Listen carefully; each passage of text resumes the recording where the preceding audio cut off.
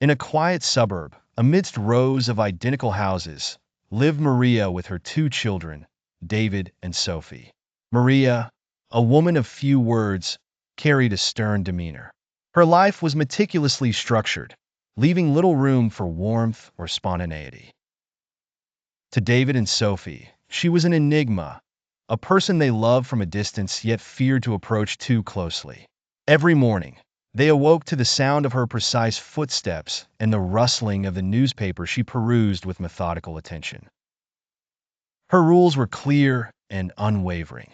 Excelling in school, maintaining a tidy room, and assisting with household chores were non-negotiable. The children, desperate for their mother's approval, threw themselves into their duties with fervor. David often spent hours bent over his math homework, while Sophie meticulously arranged her dolls only to disassemble them 10 minutes later to start again. Despite their efforts, their mother's gaze remained distant. Her feedback, while present, often came shrouded in coldness. "David, you missed a spot when dusting," she would comment without glancing up from her paper. "Sophie, that dish is still wet. Dry it properly," she'd say, leaving Sophie staring at the dish with tears lining her eyes. Eventually, the weight of words unsaid pressed heavily upon the siblings' young minds. Nights became harder as they lay whispering across the hallway, each confiding in the other their twin desires for just one kind word, one embrace.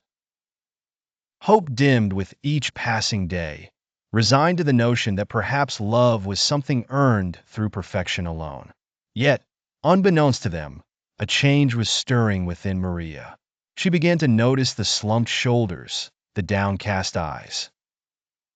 A growing realization told her that her relentless pursuit of order had erected walls around her children's hearts. One evening, as a lone moonbeam nestled along the kitchen's edge, Maria found herself standing before the fridge, looking at crayon drawings. Scenes of their life as interpreted by small hands.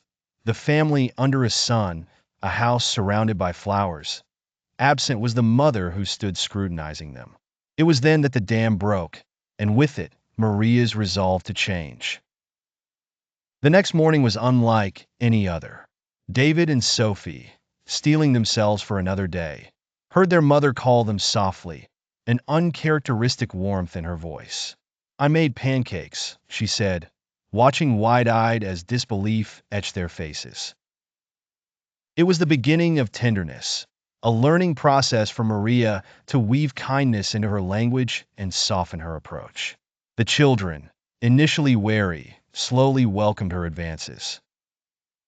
She began to compliment the little things, the way David's eyes lit up when he spoke passionately about dinosaurs or how Sophie's laughter filled the room with light. Their family journeyed, hesitant but hopeful, toward a new dawn. In the end, Maria stood firm in her newfound understanding. She learned that love, freely given, would return tenfold. Her children blossomed under her nurtured expressions of care, achieving the confidence that comes not from perfection, but from security.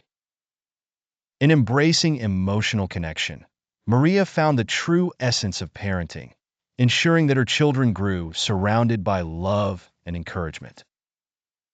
The narrative sealed itself with a universal truth. Parental warmth is not just desired. It is essential for a child's sense of worth and belonging.